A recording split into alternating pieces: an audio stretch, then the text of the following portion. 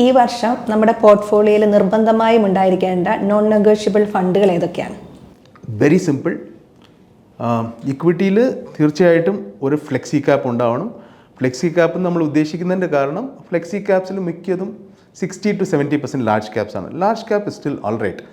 നമ്മൾ നേരത്തെ asset allocation എന്ന് പറയുമ്പോൾ അതിൽ ഒരുപക്ഷെ ഇക്കൊല്ലം നെഗറ്റീവിൽ പോകാൻ സാധ്യതയുള്ള ഫണ്ട് കാറ്റഗറിയും ഉണ്ടാവും. മീൻസ് നമ്മൾ സ്മോൾ ക്യാപ്പ് ഇക്കൊല്ലം അത്ര നന്നായിട്ട് ശോഭിക്കത്തില്ലെന്ന് നമ്മൾ പറയുവാണെങ്കിൽ പോലും സ്മോൾ ക്യാപ്പിൽ നിന്ന് കംപ്ലീറ്റ് ആയിട്ട് പുറത്തു വരണമെന്നല്ല. സ്മോൾ ക്യാപ്പിൽ നിങ്ങൾക്ക് എത്ര അലൊക്കേഷൻ ഉണ്ടാവണോ അത് ഉണ്ടായേ പറ്റൂ. അതിൽ ടൈമിംഗ് ചെയ്ത് കളിച്ചിട്ട് സ്മോൾ ക്യാപ്പിൽ നിന്ന് മൊത്തം കൊണ്ട് സ്വർണ്ണത്തിൽ ഇട്ടിട്ട് പിന്നെ സ്വർണം ഇറങ്ങി ഇത് കയറുമ്പം പോകാമെന്ന് പറഞ്ഞിട്ട് ഇങ്ങനത്തെ തന്ത്രങ്ങളൊക്കെ പയറ്റി തോറ്റ ആൾക്കാർ ഒരുപാടുണ്ട്. സോ ഈ അസറ്റ് അലൊക്കേഷൻ അങ്ങനെ തന്നെ നിൽക്കണം ആവശ്യത്തിനനുസരിച്ച്. സോ ഒരു ഫ്ലെക്സി ക്യാപ്പ് അത്യാവശ്യമാണ്. ഇത് ഇക്വിറ്റിയുടെ കാര്യത്തിൽ ഞാനിത് 4 പറയാം. സോ നെക്സ്റ്റ് ഒരു multi cap fund. So when I say multi ക്യാപ്പിൽ അത്യാവശ്യം സ്മോൾ ക്യാപ്പ് എക്സ്പോഷറും ഉണ്ടാവും. സോ അതിൽ large, mid and small minimum 25% ഉണ്ടാവും. ഇത് രണ്ടും ഇക്വിറ്റിയിൽ. ഇതല്ലാതെ ഒരു മൾട്ടി അസറ്റ് ഫണ്ട് നമ്മൾ ഉദ്ദേശിക്കുമ്പോൾ അതിൽ 35% തൊട്ട് 65% വരെ ഇക്വിറ്റിയിലുണ്ടാവാം. ബാക്കി ചെറിയ ശതമാനം ഒരു 10-20% ഡെറ്റും പിന്നെ ഗോൾഡ്, സിൽവർ, ഗ്ലോബൽ ഇക്വിറ്റീസ് ഇതിൻ്റെ എക്സ്പോഷറും കാണും. ഇനി ഒരെണ്ണം ഞാൻ നേരത്തെ പറഞ്ഞതുപോലെ ഒരു ഗ്ലോബൽ ഇക്വിറ്റി ഫണ്ട്. ഈ 4 അത്യാവശ്യമാണ്. ഈ 4 ആണ് പർട്ടിക്കുലർലി അവസാനത്തെ 2 ഈ കൊല്ലത്തെ പോർട്ട്ഫോളിയോ റിട്ടേൺസിൽ വലിയ കളി കളിക്കാൻ പോകുന്ന, വലിയ റോൾ പ്ലേ ചെയ്യാൻ പോകുന്നത് ഇത് 2 പിന്നെ ഇതിൽ കൂടി ഒരെണ്ണം ചേർക്കണം എന്ന് പറഞ്ഞാൽ ഒരു ഗോൾഡ് ആൻഡ് സിൽവർ ഫണ്ട് എന്ന് പറയുമ്പോൾ ഇപ്പം കഴിഞ്ഞ ഒരു കൊല്ലം കൊണ്ട് വന്നിട്ടുള്ള ഒരു ചെറിയ ഇന്നൊവേഷനാണ് പ്രഷ്യസ് മെറ്റൽ ഫണ്ട്സിൽ. അതായത് ഗോൾഡും നേരത്തെ ഗോൾഡ് ഫണ്ട് സെപ്പറേറ്റ് ആണ്, സിൽവർ ഫണ്ട് സെപ്പറേറ്റ് ആയിരുന്നു. ഇപ്പോൾ ഗോൾഡ് സിൽവർ ഫണ്ട്സിൽ ഡൈനമിക് ആയിട്ട് എക്സ്പോഷർ മാറ്റുന്ന ഫണ്ട്സ് ഉണ്ട്. അതായത് മാർക്കറ്റിൻ്റെ റിസ്ക്കും സാധ്യതയും അനുസരിച്ച് ഗോൾഡിൽ കൂടുതൽ ഓപ്പർച്യൂണിറ്റി ഉള്ളപ്പോൾ ഗോൾഡിൽ എക്സ്പോഷർ കൂടുതലും സിൽവറിൽ കുറച്ചും, അതേപോലെ സിൽവറിൽ ഓപ്പർച്യൂണിറ്റി കൂടി നിൽക്കുമ്പം ഇത് ഓപ്പർച്യൂണിറ്റി മാത്രമല്ല നോക്കുക, റിസ്ക് ആസ്പെക്റ്റും നോക്കും. ഇതനുസരിച്ച് എത്ര ശതമാനം ഗോൾഡിൽ വേണം സിൽവറിൽ വേണം എന്ന് തീരുമാനിച്ച് ഫണ്ട് മാനേജർ ഇൻവെസ്റ്റ് ചെയ്യും. ഇങ്ങനത്തെ ഒരു ഫണ്ടും അത്യാവശ്യമാണ്. നിങ്ങളുടെ റിട്ടേൺസ് വെറും ഒരു 10% താഴെ നിൽക്കാതെ 10% കൂടുതലാവണമെങ്കിൽ ഇങ്ങനെ ഒരു ഫണ്ട് നമ്മൾ 3 തുടങ്ങി ഇപ്പോൾ 5 വന്ന് നിൽക്കുന്നു. 5 വേണ്ടി വരും. അതുപോലെ നമ്മൾ സ്വർണത്തെ ഒരു ഹെഡ്ജായിട്ടാണ് കാണുന്നത്. അന്താരാഷ്ട്ര രംഗത്തെ പല തീരുമാനങ്ങളും സ്വർണ്ണവിലയെ ബാധിക്കുകയും ചെയ്യും. അത് കൂടാനും കുറയാനും ഒക്കെയുള്ള സാധ്യതയുണ്ട്. അപ്പോൾ സ്വർണ്ണത്തെ ഒരു ഹെഡ്ജായി കാണുന്നത് ഒരു പ്രായോഗികമായിട്ടുള്ളൊരു തീരുമാനമാണ്. ഞാൻ ഒരു കാര്യം ഇവിടെ സമ്മതിക്കേണ്ടിയിരിക്കുന്നു. മേ ബി ഞാൻ ഉൾപ്പെടെ ഒരു 10 കൊല്ലത്തിന് മുമ്പ് വരെ ഗോൾഡിനെ ഒരു ചെറിയ പുച്ഛത്തോടെയാണ് നോക്കിയിരുന്നത്. ഒരു ഇൻവെസ്റ്റ്മെൻറ്റ് ആംഗിളിൽ അത് ഒരു അലങ്കാരം മാത്രമായിട്ടാണ് കണ്ടിരുന്നത്. അത് ഒരു ഇൻവെസ്റ്റ്മെൻറ്റ് ആംഗിളിൽ അത്ര ഒരു ഇമ്പോർട്ടൻസ് കൊടുത്തിട്ടില്ലായിരുന്നു. അതിന് കാരണമുണ്ട്. കാരണം ഗോൾഡ് ഒരു ഹെഡ്ജാണെന്ന് പറയുവാണെങ്കിൽ പോലും ഗോൾഡ് പല വർഷങ്ങളിലും നെഗറ്റീവ് റിട്ടേണും കൊടുത്തിട്ടുണ്ട്. സോ പല വർഷങ്ങളിലും അത് ഹെഡ്ജ് ആയിട്ടില്ല. പക്ഷേ നമ്മളിപ്പം ഗോൾഡിനെ നോക്കണം, ഹെഡ്ജായിട്ട് തന്നെ നോക്കണം. ബട്ട് ആ ഹെഡ്ജ് ഓരോ ഇയർ ബേസിസിൽ നോക്കാതെ അതിനെയും ലോങ് ടേം ബേസിസിൽ നോക്കേണ്ടിയിരിക്കുന്നു. അതായത് ഒരു 10 കൊല്ലം ബേസിസിൽ നോർമലി പോർട്ട്ഫോളിയോ അല്ലെങ്കിൽ വെൽത്ത് ക്രിയേഷൻ നടക്കണമെങ്കിൽ അത് 10 കൊല്ലത്തിൽ കവിയണം. 2 വർഷം കൊണ്ട് ഡബിളാകുന്നതോ 5 വർഷം കൊണ്ട് ഡബിളാകുന്നതോ 5 വർഷം കൊണ്ട് ഡബിളാകുന്നതൊക്കെ നടന്നേക്കാം. ഒരു സുപ്രഭാതത്തിൽ ചിലപ്പം അത്രയ്ക്കും ഓപ്പർച്യൂണിറ്റി ഉള്ളത് ഒരു 5 കൊല്ലത്തിൽ മേ ബി 1 ഇയറിൽ അത് നടക്കാം. ഒരു സ്ട്രെച്ചിൽ നടക്കാം. ഒരു 10 കൊല്ലത്തിൽ ഏതെങ്കിലും ഒരു സ്ട്രെച്ചിൽ ഒരു 3 to 4 ഇയേഴ്സിൽ ഡബിൾ ആവാം. എപ്പോഴും അത് സാധ്യത ആവണമെന്നില്ല. അങ്ങനെ വരുമ്പോൾ ഒരു 10 ഇയേഴ്സ് ബേസിസിൽ ഗോൾഡ് ഡെഫിനറ്റ്ലി ഒരു ഹെഡ്ജാണ്. ഗോൾഡിൻ്റെ ചോദ്യങ്ങളെ കൂടുതൽ വരുത്തുള്ളൂ. നോർമലി നമ്മൾ മെറ്റൽസിനെ കുറിച്ച് സംസാരിക്കുമ്പോൾ ഈ സ്പേസ് ഒന്ന് മാറുവാണ്. ഈ സ്പേസ് ഡെഫിനറ്റ്ലി മാറുവാണ്.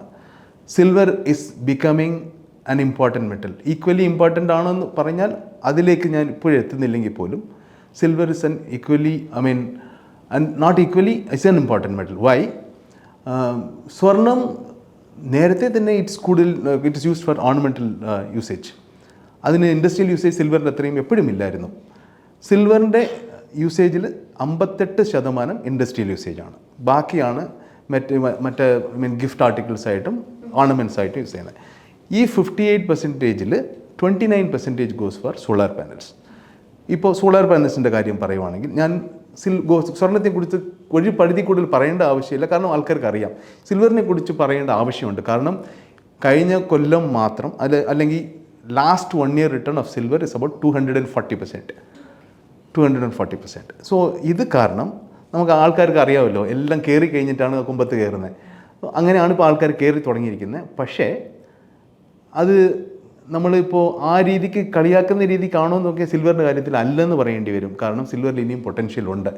പക്ഷേ ഈ പൊട്ടൻഷ്യൽ ഉണ്ടെന്ന് പറയണമെങ്കിൽ അതിന് സയൻറ്റിഫിക് ആയിട്ടുള്ള റീസൺസ് വേണം. ഞാൻ പറഞ്ഞത് 29% സോളാർ പാനലിൽ പോകണമെന്നാണ്. സോ ഇപ്പോൾ സോളാർ പാനൽ എവിടെ യൂസ് ചെയ്യുന്നത്? Electricity production. സോ ഈ ഇലക്ട്രിസിറ്റി പ്രൊഡക്ഷൻ്റെ ആവശ്യം വരുമ്പോൾ AI നമുക്കറിയാം, AI almost needs 10 times more electricity. Usage of AI itself, data centres ആണെങ്കിലും മൊത്തത്തിൽ AI consumes a lot of electricity. And നമുക്കറിയാം ഇനി AIയുടെ ജനറേഷനാണ്. ഈ AI യൂസേജ് കൂടുന്തോറും, ആൻഡ് നോർമലി നമുക്കറിയാം ഇപ്പോൾ ഈവൻ ഇന്ത്യയിൽ എടുക്കുകയാണെങ്കിൽ പണ്ട് പല വില്ലേജസിലും ഇല്ലായിരുന്ന ഇലക്ട്രിസിറ്റി ഇപ്പോൾ വന്നു തുടങ്ങി. ഓൾമോസ്റ്റ് ഇപ്പോൾ ഇലക്ട്രിസിറ്റി എല്ലാ സ്ഥലത്തും ഉണ്ട്. So which means penetration of electricity കൂടുതൽ. സോ അതനുസരിച്ച് the demand of electricity already domestic കൺസംഷന് തന്നെ കൂടുതലാണ്. Then you have AI coming in playing a very big role. ആ AI increases the need of electricity.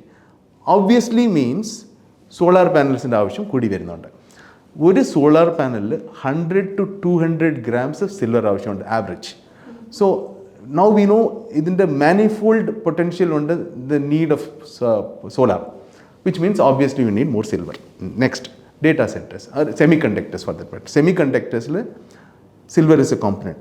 EVs silver is a component. So these random are very important areas where silver is used.